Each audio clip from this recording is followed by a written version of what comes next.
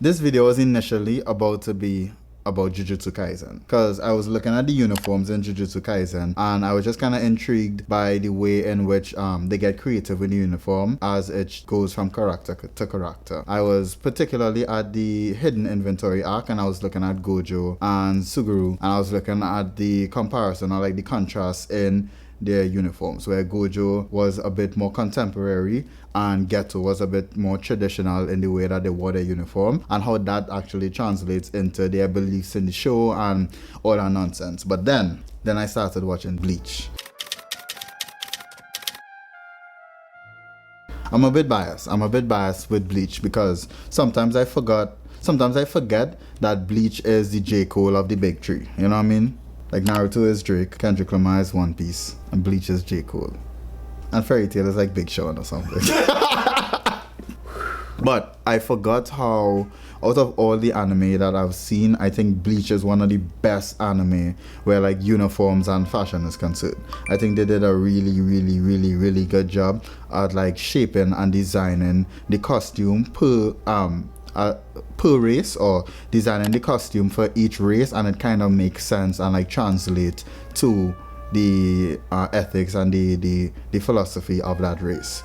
And I kind of wanted to put some fashion philosophy into it. So I was looking at some of these costumes and I was trying to make a convincing argument as to why each one of the costume designed for each race can be equated to or can be compared to a designer brand. So that's my whole thing this video. I'm gonna take a race, I'm gonna take a brand, and I'm gonna make a convincing argument. The first one I want to look at is the humans. I don't care. Moving on to the second one, the Shinigami. The Shinigami, or I guess Death God, or Soul Reapers, are the guardians of the souls when they go through the cycle of transmigration. They purify the hollows. They purify hollows who do evil in the world of the living. When looking at the Shinigami and their attire, it's very Japanese and very traditional. Even from the location, what is the name of it? Serete? Is it Serete? What's the name of Serete? Where the soul reapers are? Oh yeah. Serete? Yeah, Serete, yeah. Even when you look at the Serete and the entire Soul Society, it's very traditional Japanese in the architecture that they use. The names of all the Soul Reapers, the Shinigamis, the commanders, like it's very Japanese in every aspect there. And that includes the attire as well. So breaking down the attire, the uniforms are referred to as the Shiha Kusho. One second. Bitch ass nigga. I stand on business. I think it's Shiakusho. Shiakusho? Yeah. I think it could be that. Shihakusho. Yeah, could get him. Shihakusho. So looking at the uniform of the Soul Reapers of the Shinigami, it's referred to as the Shihakusho. Shiakusho is comprised of a lot of traditional Japanese components. The first one being the black kusode, the white shitagi, the black hakama, the white tabis, and the waraji. Those are all the components of... You seen that too, right? Yeah. Those are all the components of the Shiakusho. So the black kusode is the top layer of the Shiakusho. In traditional Japanese clothing style, this robe is worn with a hakama and a obi. The white shitagi is a kimono-like style undershirt. The black hakama, basically a long skirt split down the middle. The 7 pleats is said to symbolize the samurai bushido code. The white tabis is a socks split down the middle by the big toe. If you're watching this channel, you know what tabis is. We don't need to get into that. And the waraji is a old-fashioned Japanese style sandals made from rope, hemp, bamboo. The equivalent designer for the Shinigami is, of course, Yohji Yamamoto. They have very similar design concepts and very similar design philosophy, and like very Japanese, very black, monochromatic, flowy. All the characteristics that describe the Shinigami attire is the same characteristics that define Yohji Yamamoto's aesthetic. Another point to note is Yohji Yamamoto and Rei Kawakubo, in the peak of their style, or when they were now, I guess, rising, their aesthetic was referred to as the Hiroshima chic, or the crows. This is important because the crows is also a symbol of death in a lot of cultures and in anime a lot. And Shinigami is usually symbolized by crows. So you have the Yohji Yamamoto aesthetic, which was referred to as crows, and then you have the Shinigamis, which is symbolized by crows. I think it's a perfect marriage. You like that shit? You like that piece of information? Oh man, this nigga's cooking. The next one I want to look at is the Hollows. The Hollows are a race of creatures which are born from human souls who for various reasons do not cross over to soul society after death. Corrupt spirits with supernatural powers that exact their vengeance or their incompleted plans onto the physical world. The Hollows are the opposite or the natural enemy to the Quincy's. Driven by the goal remembered from when they were alive, they have an eternal and unstable and insatiable desire to consume human souls. Hollows are very fluid in their shape and form. They can come in a multitude of silhouettes, so it's very hard to pinpoint one specific look. One identifiable characteristic of them is the hole in their chest, similar to me. The equivalent designer or the equivalent brand to the Hollows is Comme des Garçons / Rei Kawakubo. After her early works as the Hiroshima Chic / Crow's aesthetic, Rei Kawakubo made like I don't even want to call it a left, it made a up or a down, like it was very far from what she did before, and she delved in very abstract,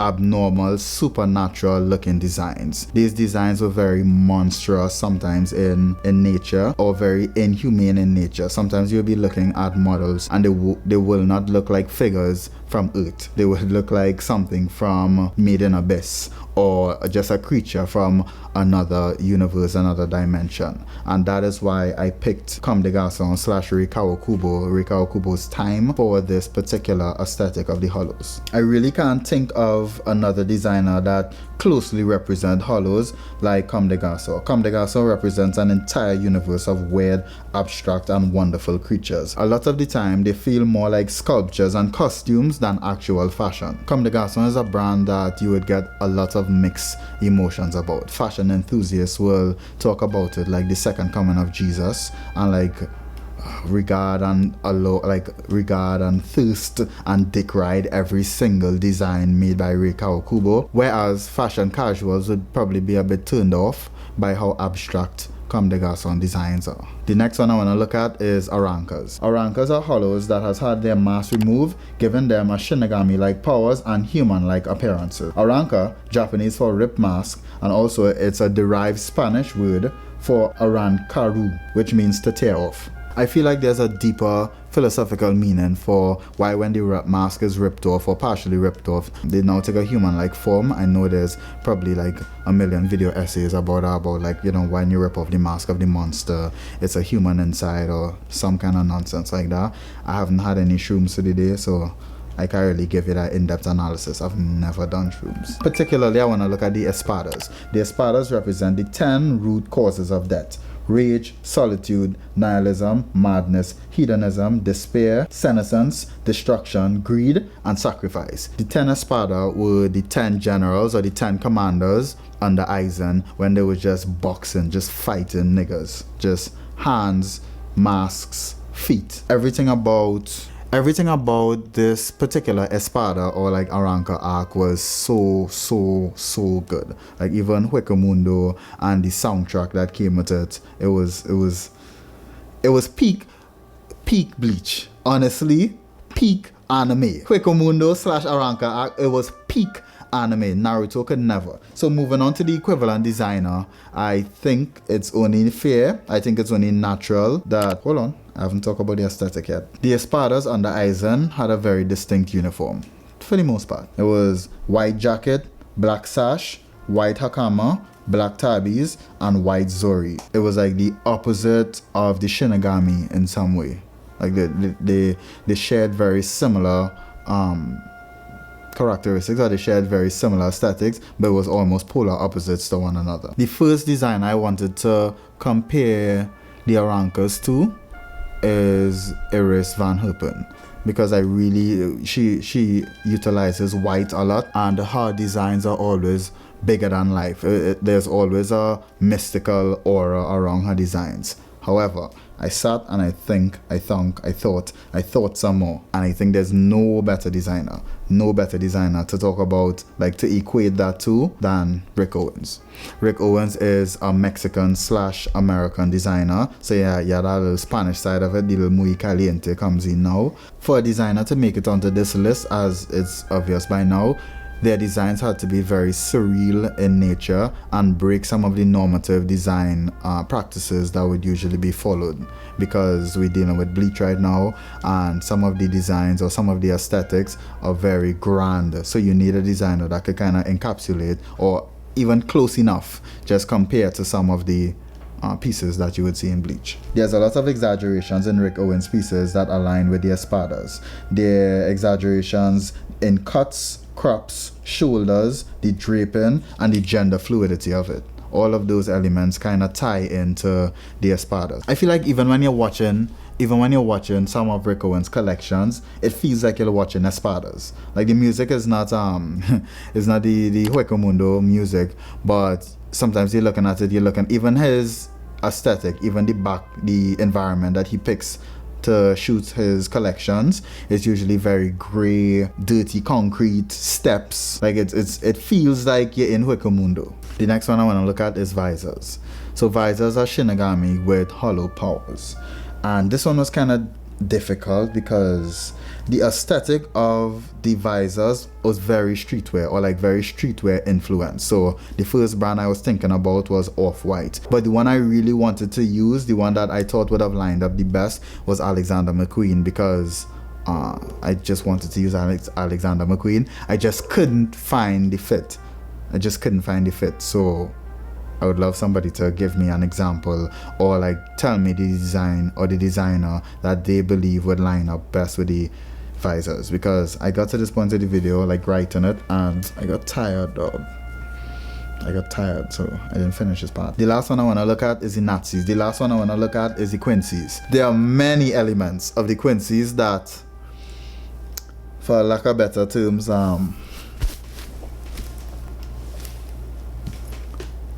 it kind of tie into them German boys. The emphasis on the pure blood, or like the pure breed of their species, the eradicating of another race, one that they deem as inferior, their use of weapons, their names, their authority, the way they rank, the way their power scales, their line of command. The uniform breakdown for the Quincy's is simple: white, form-fitting, high-colored tunics, and very European. Like, it's very Western, the design. Like, if you take the Quincy's and you take the Shinigamis and you put them next to each other, you'll see the vast difference in aesthetics and culture. One is definitely Japanese and traditional influence, while the other is like European Western influence. And this makes sense in the storyline as well. An interesting point is the Wanden Rai is a cross, also known in Japanese culture for the destructive cross, and it's worn at all times, and it's the source of their power. I'm not gonna say the specific group of Germans, but there was also a group of people that wore a particular pendant all the time, and it was some might say the source of their power, and they really concentrated when they had that on them. The designer I went for the Quincy's is Jill Sander. Jill Sander is a German designer that represents minimalism and luxury. Less is Luxe design mission coincides with the Quincy's.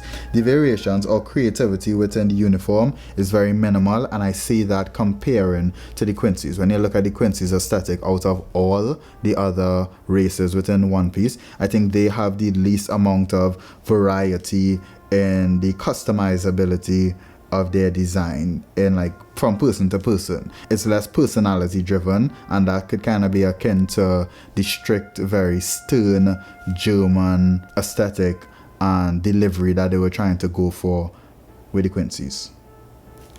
And that was it. This was fun. It was less intense than some of the research that I normally have to do. I didn't have to see what the Germans was doing in 1910, or I didn't have to look up what the Japanese was doing in 1915 to create this video. It was much easier to come up with the concept of it.